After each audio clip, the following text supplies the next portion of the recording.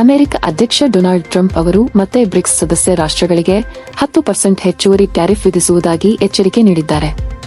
Trump ಅವರು dollar ರಾಜನಾಗಿಯೇ ಉಳಿಯಬೇಕು ಎಂದು ಹೇಳಿದ್ದು, ಬ್ರಿಕ್ಸ್ ಸಂಘಟನೆಯು ಅಮೆರಿಕದ ಹಿತಾಸಕ್ತಿಗೆ ಹಾನಿಯಾಗಲು ಮತ್ತು ಡಾಲರ್ನ ಪ್ರಭಾವವನ್ನು ಕುಗ್ಗಿಸಲು ಸ್ಥಾಪನೆಯಾಗಿದೆ ಎಂದು ಆರೋಪಿಸಿದ್ದಾರೆ. ಅವರು ಬ್ರಿಕ್ಸ್ ಸದಸ್ಯರಾಗಿರುವ ಯಾವುದೇ ದೇಶಗಳು ಅಥವಾ ಅಮೆರಿಕ ವಿರೋಧಿ ನೀತಿಗಳನ್ನು ಅನುಸರಿಸುವ ದೇಶಗಳು 10% ಹೆಚ್ಚುವರಿ ಟ್ಯಾರಿಫ್ಗೆ ಒಳಗಾಗುತ್ತವೆ ಎಂದು ಸ್ಪಷ್ಟಪಡಿಸಿದ್ದಾರೆ. ಈ ನಿರ್ಧಾರವು ಶೀಘ್ರದಲ್ಲೇ ಜಾರಿಯಾಗಲಿದೆ ಎಂದು ಟ್ರಂಪ್ ಹೇಳಿದ್ದಾರೆ. ಭಾರತ, ಚೀನಾ, ರಷ್ಯಾ, ಬ್ರೆಜಿಲ್, ದಕ್ಷಿಣ ಆಫ್ರಿಕಾ ಸೇರಿದಂತೆ ಹೊಸ ಸದಸ್ಯ ರಾಷ್ಟ್ರಗಳಾದ Iran, Egypt, Ethiopia, UAE, Indonesia ಕೂಡ ಬ್ರಿಕ್ಸ್ನಲ್ಲಿ ಸೇರಿವೆ. ಟ್ರಂಪ್ ಅವರ ಈ ಹೇಳಿಕೆಗೆ ಬ್ರಿಕ್ಸ್ ರಾಷ್ಟ್ರಗಳ ನಾಯಕರು ತೀವ್ರ ಪ್ರತಿಕ್ರಿಯೆ ನೀಡಿದ್ದಾರೆ.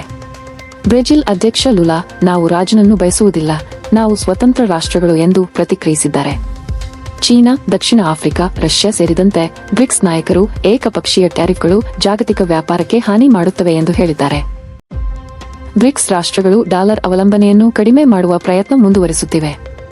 ಟ್ರಂಪ್ ಅವರ ಈ ಕ್ರಮದಿಂದ ಜಾಗತಿಕ ವ್ಯಾಪಾರದಲ್ಲಿ ಅನಿಶ್ಚಿತತೆ ಹೆಚ್ಚಾಗುವ ಸಾಧ್ಯತೆ ಇದೆ ಎಂದು ವಿಶ್ಲೇಷಕರು ಅಭಿಪ್ರಾಯಪಟ್ಟಿದ್ದಾರೆ.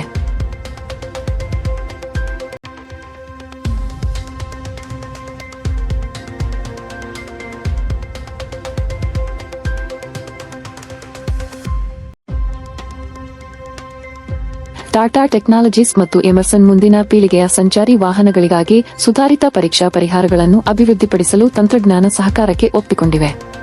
ಈ ಸಹಕಾರದ ಮೂಲಕ ಆಟೋಮೋಟಿವ್, ಏರೋಸ್ಪೇಸ್ ಮತ್ತು ವಾಣಿಜ್ಯ ವಾಹನ ಕ್ಷೇತ್ರಗಳಿಗೆ ಅಗತ್ಯವಾದ ತಾಂತ್ರಿಕ ಪರೀಕ್ಷಾ ಮತ್ತು ವಿಶ್ಲೇಷಣಾ ಪರಿಹಾರಗಳನ್ನು ಅಭಿವೃದ್ಧಿಪಡಿಸಲಾಗುವುದು. ಇತ್ತೀಚೆಗೆ ಯುರೋಪಿಯನ್ ಐವಿಎಂಗೆ ಪೈಲಟ್ ಪ್ರಾಜೆಕ್ಟ್ನಲ್ಲಿ ಕೇವಲ 5 ತಿಂಗಳ ಅವಧಿಯಲ್ಲಿ ಇವಿ ಪವರ್ ಟ್ರೈನ್ ಪರೀಕ್ಷಾ ಉಪಕರಣಗಳನ್ನು ಅಭಿವೃದ್ಧಿಪಡಿಸಿ ನಿರೀಕ್ಷಿತ ಸಮಯಕ್ಕಿಂತ 67% ವೇಗವಾಗಿ ಆರ್ಥಿಕ ಫಲಿತಾಂಶಗಳನ್ನು ನೀಡಲಾಗಿದೆ. ಈ ಸಹಕಾರದ ಮೂಲಕ ಸಂಯುಕ್ತ ತಂಡವು ಪೈಲಟ್ ಯೋಜನೆಗಳಲ್ಲಿ ಉತ್ತಮ ಯಶಸ್ಸು ಸಾಧಿಸಿದ್ದು, ಮುಂದಿನ ಪೀಳಿಗೆಯ ಚಲನಶೀಲತೆಯನ್ನು ವೇಗವಾಗಿ ಅಭಿವೃದ್ಧಿಪಡಿಸಲು ಸಹಾಯವಾಗಲಿದೆ ಎಂದು ಹೇಳಲಾಗಿದೆ.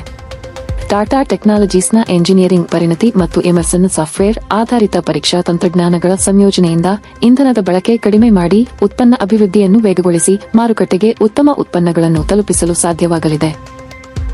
ಈ ಸಹಕಾರದ ಬಗ್ಗೆ ಟಾಟಾ ಟೆಕ್ನಾಲಜೀಸ್ನ ಆಟೋಮೋಟಿವ್ ವಿಭಾಗದ ಮುಖ್ಯಸ್ಥ ನಚಿಕೇತ್ ಪಾಂಜುರೆ ಅವರು ಹೇಳಿದಂತೆ, ಸಂಪರ್ಕಿತ ಮತ್ತು ಸ್ವಯಂಚಾಲಿತ ಸಾಫ್ಟ್ವೇರ್ ಆಧಾರಿತ ಫೆಸಿಲಿಟಿ ಸಾಲ್ಯೂಷನ್ಗಳ ಜಟಿಲತೆಯನ್ನು ಪರಿಹರಿಸಲು ಎಮರ್ಸನ್ ಜೊತೆ ಕೈಜೋಡಿಸಿರುವುದು ನಮಗೆ ಹೆಮ್ಮೆಯ ವಿಷಯವಾಗಿದೆ. ಒಇಎಂ ಗ್ರಾಹಕರಿಗೆ ಉತ್ತಮ ಅನುಭವ ಒದಗಿಸಲು ನಾವು ಸದಾ ಮುಂದಾಗಿದ್ದೇವೆ ಎಂದು ಹೇಳಿದ್ದಾರೆ. ಇದೇ ರೀತಿ ಎಮರ್ಸನ್ನ ಪರೀಕ್ಷಾ ಮತ್ತು ಮಾಪನ ವಿಭಾಗದ ಮುಖ್ಯಸ್ಥ ಶೀಲೇಂದರ್ ಭಾಟ್ನಗರ್ ಅವರು ಸಹ, ಈ ಸಹಕಾರವು ಎಮರ್ಸನ್ನ ಪರೀಕ್ಷಾ ಮತ್ತು ಮಾಪನ ಪರಿಣತಿ ಮತ್ತು ಟಾಟಾ ಟೆಕ್ನಾಲಜೀಸ್ನ ಎಂಜಿನಿಯರಿಂಗ್ ಶಕ್ತಿಯ ಸಂಯೋಜನೆಯಾಗಿದೆ. ಒಟ್ಟಾಗಿ ನಾವು ಗ್ರಾಹಕರಿಗೆ ಹೆಚ್ಚು ಪರಿಣಾಮಕಾರಿ ಮತ್ತು ನವೀನ ಪರಿಹಾರಗಳನ್ನು ನೀಡಲು ಸಾಧ್ಯವಾಗುತ್ತದೆ ಎಂದು ಹೇಳಿದ್ದಾರೆ. ಪ್ರಸ್ತುತ ಭಾರತ, ಯುರೋಪ್ ಮತ್ತು ಉತ್ತರ ಅಮೆರಿಕದಲ್ಲಿ ಪೈಲಟ್ ಯೋಜನೆಗಳು ನಡೆಯುತ್ತಿದ್ದು, 2 ಕಂಪನಿಗಳು ಜಗತ್ತಿನಾದ್ಯಂತ ಗ್ರಾಹಕರಿಗೆ ಸ್ಪರ್ಧಾತ್ಮಕ ಉತ್ಪನ್ನಗಳನ್ನು ತಲುಪಿಸಲು ಸಹಕರಿಸುತ್ತಿವೆ ಎಂದು ಮಾಧ್ಯಮ ಪ್ರಕಟಣೆಯಲ್ಲಿ ತಿಳಿಸಲಾಗಿದೆ.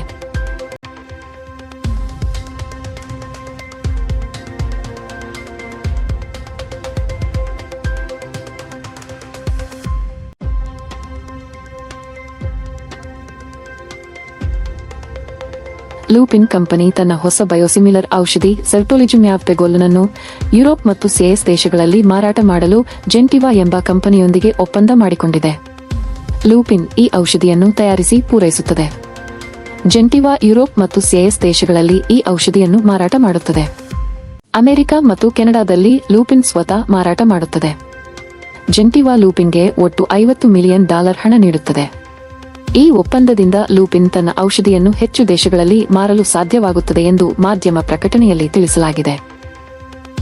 ಡಿಕ್ಸನ್ ಟೆಕ್ನಾಲಜೀಸ್ ಇಂಡಿಯಾ ಲಿಮಿಟೆಡ್ ಮತ್ತು ಸಿಗ್ನಿಫೈ ಇನ್ನೋವೇಷನ್ಸ್ ಇಂಡಿಯಾ ಲಿಮಿಟೆಡ್ ಸೇರಿ ಲೈಟಾನಿಯಂ ಟೆಕ್ನಾಲಜೀಸ್ ಪ್ರೈವೇಟ್ ಲಿಮಿಟೆಡ್ ಎಂಬ ಹೊಸ ಜಂಟಿ ಸಂಸ್ಥೆಯನ್ನು ಸ್ಥಾಪಿಸಲಾಗಿದೆ. ಈ ಸಂಸ್ಥೆಯನ್ನು 2025 ಜೂನ್ 26 ನೋಂದಾಯಿಸಲಾಗಿದೆ ಮತ್ತು ಇನ್ನೂ ವ್ಯಾಪಾರ ಆರಂಭವಾಗಿಲ್ಲ.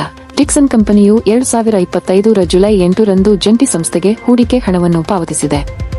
ಈ ಹೊಸ ಕಂಪನಿ ಲೈಟಿಂಗ್ ಉತ್ಪನ್ನಗಳು ಮತ್ತು ಆಕ್ಸೆಸರೀಸ್ಗಳ ಒರಿಜಿನಲ್ ಇಕ್ವಿಪ್ಮೆಂಟ್ ಮ್ಯಾನುಫ್ಯಾಕ್ಚರರ್ ಆಗಿ ಕಾರ್ಯನಿರ್ವಹಿಸಲಿದೆ. ಡಿಕ್ಸನ್ ಮತ್ತು ಸಿಗ್ನಿಫೈ 2 ಕಂಪನಿಗಳು ತಲಾ 50% ಹಂಚಿಕೆ ಹೊಂದಿವೆ.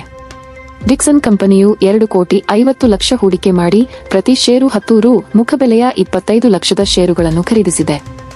ಈ ಜಂಟಿ ಸಂಸ್ಥೆ ಡಿಕ್ಸನ್ ಕಂಪನಿಯ ಉತ್ಪಾದನಾ ಸಾಮರ್ಥ್ಯವನ್ನು ಹೆಚ್ಚಿಸಿ ಕಂಪನಿಯ ಲೈಟಿಂಗ್ ಕ್ಷೇತ್ರದಲ್ಲಿನ ಹೂಡಿಕೆಯನ್ನು ಬಲಪಡಿಸಲಿದೆ. ಲೈಟಾನಿಯಂ ಕಂಪನಿ ಭಾರತದಲ್ಲಿಯೇ ಕಾರ್ಯನಿರ್ವಹಿಸಲಿದೆ ಎಂದು ಕಂಪನಿಯು ತಿಳಿಸಿದೆ.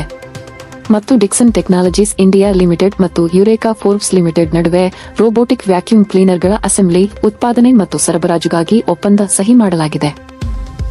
ಈ ಒಪ್ಪಂದದ ಮೂಲಕ ಡಿಕ್ಸನ್ ತನ್ನ ತಂತ್ರಜ್ಞಾನ ಮತ್ತು ಉತ್ಪಾದನಾ ಸಾಮರ್ಥ್ಯವನ್ನು ಯುರೇಕಾ ಫೋರ್ಬ್ಸ್ನ ಮಾರುಕಟ್ಟೆ ಜ್ಞಾನ ಮತ್ತು ಉತ್ಪನ್ನ ನಾಯಕತ್ವದೊಂದಿಗೆ ಸಂಯೋಜಿಸಿ ಗ್ರಾಹಕರಿಗೆ ಉನ್ನತ ಗುಣಮಟ್ಟದ ರೋಬೋಟಿಕ್ ವ್ಯಾಕ್ಯೂಮ್ ಕ್ಲೀನರ್ಗಳನ್ನು ಒದಗಿಸಲು ಉದ್ದೇಶಿಸಿದೆ. ಯುರೇಕಾ ಫೋರ್ಬ್ಸ್ ಭಾರತದಲ್ಲಿ ಆರೋಗ್ಯ ಮತ್ತು ಸ್ವಚ್ಛತೆ ಕ್ಷೇತ್ರದಲ್ಲಿ ಪ್ರಮುಖ ಬ್ರಾಂಡ್ ಆಗಿದ್ದು, ನೀರಿನ ಶುದ್ಧೀಕರಣ, ವ್ಯಾಕ್ಯೂಮ್ ಕ್ಲೀನಿಂಗ್ ಮತ್ತು ವಾತಾವರಣ ಶುದ್ಧೀಕರಣ ಉತ್ಪನ್ನಗಳನ್ನು ಉತ್ಪಾದಿಸುತ್ತದೆ. ಡಿಕ್ಸನ್ ಟೆಕ್ನಾಲಜೀಸ್ ಭಾರತದ ಅತಿದೊಡ್ಡ ಸ್ವದೇಶಿ ವಿನ್ಯಾಸ ಮತ್ತು ಪರಿಹಾರ ಕಂಪನಿಯಾಗಿದ್ದು, ಗ್ರಾಹಕ ವಿದ್ಯುತ್ ಉಪಕರಣಗಳು, ಲೈಟಿಂಗ್ ಉತ್ಪನ್ನಗಳು, ಮೊಬೈಲ್ ಫೋನ್ಗಳು ಮತ್ತು ಇತರೆ ಹಲವಾರು ವಿಭಾಗಗಳಲ್ಲಿ ಉತ್ಪಾದನೆ ಮಾಡುತ್ತದೆ. ಈ ಒಪ್ಪಂದವು ಎರಡು ಸಂಸ್ಥೆಗಳಿಗೂ ದೀರ್ಘಕಾಲೀನ ಸಹಕಾರದ ಆರಂಭವಾಗಿದ್ದು, ಮಾರುಕಟ್ಟೆ ಮತ್ತು ಗ್ರಾಹಕರಿಗೆ ಹೆಚ್ಚಿನ ಮೌಲ್ಯವನ್ನು ನೀಡಲಿದೆ ಎಂದು ಡಿಕ್ಸನ್ನ ಉಪಾಧ್ಯಕ್ಷ ಮತ್ತು ವ್ಯವಸ್ಥಾಪಕ ನಿರ್ದೇಶಕ ಅತುಲ್ ಬಿಲಾಲ್ ಹೇಳಿದ್ದಾರೆ.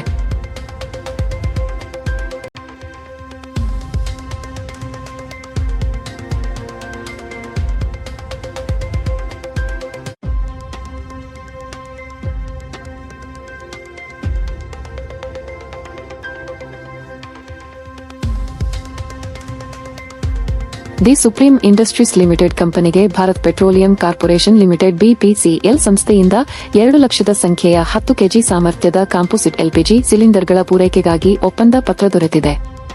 ಈ ಒಪ್ಪಂದದ ಒಟ್ಟು ಮೌಲ್ಯ ಸುಮಾರು 54 ಕೋಟಿಯಾಗಿದೆ.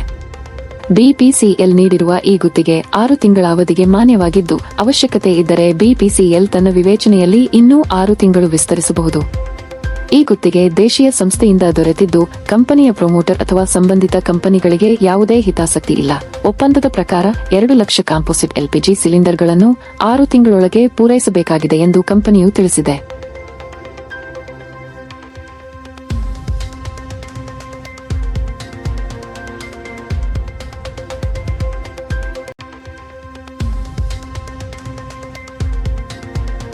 ಜಿಆರ್ ಇನ್ಫ್ರಾ ಪ್ರಾಜೆಕ್ಟ್ಸ್ ಲಿಮಿಟೆಡ್ ತನ್ನ ಸಹಾಯಕ ಸಂಸ್ಥೆ G R Varanasi Kolkata highway private limited ಮೂಲಕ ಬಿಹಾರದಲ್ಲಿ 6 ಲೇನ್ ಗ್ರೀನ್ಫೀಲ್ಡ್ ವಾರಣಾಸಿ ರಾಂಚಿ ಕೋಲ್ಕತಾ ಹೆದ್ದಾರಿ ನಿರ್ಮಾಣಕ್ಕೆ ನೇಮಕಾತಿ ದಿನಾಂಕವನ್ನು ಘೋಷಿಸಿದೆ.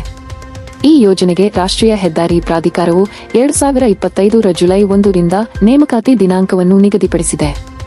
ಈ ರಸ್ತೆ ನಿರ್ಮಾಣ ಯೋಜನೆಯ ಒಟ್ಟು ವೆಚ್ಚ 1,248 ಕೋಟಿ ರೂಪಾಯಿಯಾಗಿದ್ದು, ಹೈಬ್ರಿಡ್ ಅನ್ಯೂಯಿಟಿ ಮೋಡ್ನಲ್ಲಿ 730 ದಿನಗಳಲ್ಲಿ ಕೆಲಸ ಮುಗಿಸಲು ಗುತ್ತಿಗೆ ನೀಡಲಾಗಿದೆ ಎಂದು ಕಂಪನಿ ತಿಳಿಸಿದೆ. ಈ ಬಗ್ಗೆ ಕಂಪನಿಯ ಕಾರ್ಯನಿರ್ವಾಹಕ ಕಾರ್ಯದರ್ಶಿ ಸುಧೀರ್ ಮುತ್ತ ಅವರು ಬಿಎಸ್ಇ ಮತ್ತು ನ್ಯಾಷನಲ್ ಸ್ಟಾಕ್ ಎಕ್ಸ್ಚೇಂಜ್ಗೆ ಮಾಹಿತಿ ನೀಡಿದ್ದಾರೆ.